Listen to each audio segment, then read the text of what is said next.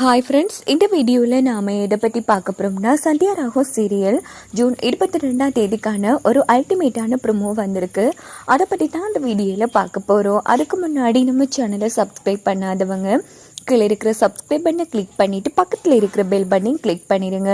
இங்கே பார்த்தோம்னா நம்ம மாயா கிட்ட வந்து கொஞ்சம் பேர் வம்பளத்துட்டு இருக்காங்க. அப்போ மணி வந்து தட்டி கேட்டதும் மணியை பிடிச்சி கீழே தள்ளுறாங்க. உடனே சீனு வந்து என்ன ஆச்சுப்பா அப்படின்னு கேட்டதும் மாயா கிட்ட வம்பளுக்குறாங்கப்பா அப்படின்னதும் அவங்கள அடிக்க போகிறாங்க. ஸோ எல்லாரும் சேர்ந்து நம்ம சீனு கூட சண்டை போடும்போது ரகுராம் குடும்பத்திலேருந்து எல்லாரும் வந்துடுறாங்க.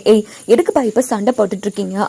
எங்களுக்கு தேவையானதை நீங்கள் கொடுத்துருவீங்களா அப்படின்னு அவங்க கேட்டதும் உடனே நம்ம ரகுராம் இங்கே பாருங்கப்பா, தப்பா பேச இப்ப என்னாச்சுன்னு கத்துறீங்க, இங்க பாருங்க பெரிய ஆம்பளை மாதிரி சண்டை போட்டுட்டு இருக்கா. இங்க பாருங்க, எங்களோட ஒத்தையா சிலம்பம் ஆட முடியுமா? அப்படி மட்டும் தனியா வந்து எங்க கூட சிலம்பாட்டம் ஆடினானா அவன் ஒரு ஆம்பளைன்னு நாங்க ஒத்துக்கொள்றோம் அப்படின்னு சொல்றாங்க.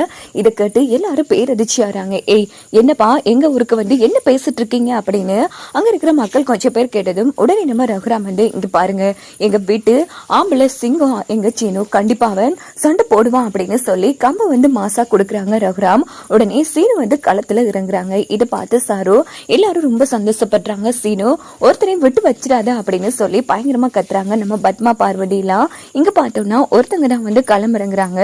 ஸோ அவங்க வந்து நம்ம சீனு கூட வந்து பயங்கரமா சண்டை போட்டுட்டு இருக்காங்க. அப்படின்னு பார்த்து ஒரு கட்டத்துல சீனுவால சண்டை போட முடியல. உடனே கம்பு வந்து கீழே விழ போகுது. அப்போ என்ன நடக்குதுன்னா மாயா வந்து கம்பை தாங்கி பிடிச்சிடுறாங்க. இங்க பாரு சீனு, நீ தோக்க கூடாது, இங்க பாரு நீ ஜெயிக்கணும் சீனு இந்த அப்படின்னு சொல்லி கம்பை தூக்கி போடுறாங்க. மறுபடியும் சீனு வந்து எழுந்திருக்கிறாங்க. ஸோ மாயாவுக்கு அவண்டிய வந்து ரொம்ப மாஸ் பண்ணி அந்த இடத்துல விளையாடிட்டு இருக்காங்க. ஒரு கட்டத்துல நம்ம சீனு வந்து ஜெயிச்சிடுறாங்க. இதை பார்த்து எல்லாரும் ரொம்ப சந்தோஷப்பட்டு கையெல்லாம் தட்டுறாங்க. சூப்பர்டா சீனு, நீ இப்படி எல்லாம் சிலம்பம் ஆடுவோன்னு நாங்க கொஞ்சம் கூட எதிர்பார்க்க இல்ல, ஆம்பளன்னு நிரூபிச்சுட்டு அப்படின்னு சொல்லி எல்லாரும் ரொம்ப பாராட்டுறாங்க. அப்படின்னு பார்த்து அவங்க கிட்ட போய் இப்ப புரியுதா யாரு ஆம்பளை யாரு பொட்டன்னு? இங்க பாரு, எங்க ஊர்கிட்ட வச்சுக்கிட்ட அவ்வளவுதான், இங்க இருந்து ஓடி போயிடு அப்படின்னு ரகுராம் வந்து விரட்டிடுறாங்க. இன்னொரு பக்கம் என்ன நடக்குதுன்னா, அங்க ஒரு குறி சொல்ற அம்மா வந்து எல்லாருக்கும் குறி சொல்லிட்டு இருக்காங்க. அப்படின்னு பார்த்து ஜானகி, எங்க நம்ம ஒவ்வொருத்தரா குறி கேட்கலாமா அப்படின்னு கேட்கறாங்க. அதுக்கு என்னமா கேட்டுடலாமே மாயா, நீ ஃபர்ஸ்ட் உட்காரு அப்படின்னதும் நம்ம மாயா போய் உட்காடுறாங்க. மாயாவோட கையை பார்த்துட்டு, ஏமா நீ ரொம்ப அதிர்ஷ்டசாலிமா, ஒரு நல்ல குடும்பத்துல தான் வந்திருக்க. சொல்ல போனா இந்த குடும்பத்தோட மகாராணியும் நீதான், இந்த குடும்பத்தோட வாரிசு நீதாமா அப்படின்னதும் ஜானகி அதிர்ச்சி ஆகுறாங்க. சீனுவை நினைச்சு இந்த பக்கம் ரகுராம் ரொம்ப சந்தோஷப்படுறாங்க. அப்பாடா ஒரு வழியா நம்ம மாயாவுக்கு ஒரு நல்ல மாப்பிள்ளை பார்த்து கல்யாணம் பண்ணி வச்சா நம்ம கடமை முடிச்சிருங்கிற மாதிரி நம்ம ரகுராம் வந்து யோசிக்கிறாங்க.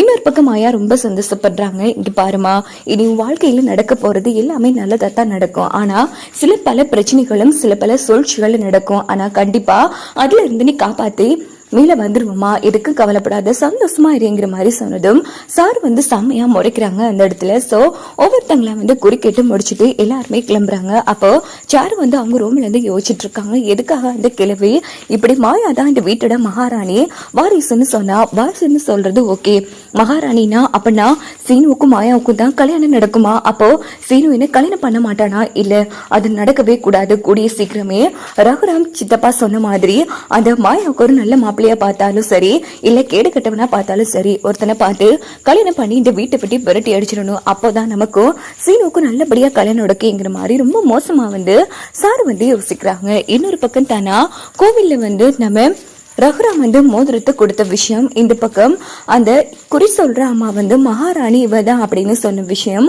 எல்லாத்தையும் நினைச்சு ரொம்ப ஃபீல் பண்றாங்க. அதே மாதிரி சாரு சொல்லிருப்பாங்க, உனக்கான இடத்தை அந்த மாயா தட்டி பறிக்க பார்க்க, அதுக்கப்புறமா உனக்கான இடம் வீட்டுல இல்லாம போயிடும், கொஞ்சம் கவனமா சூதானமா நடந்துக்கோ அப்படின்னு சொல்லியிருப்பாங்க. இதை நினைச்சு தானே வந்து செமையா கோபப்படுவாங்க நம்ம மாயா.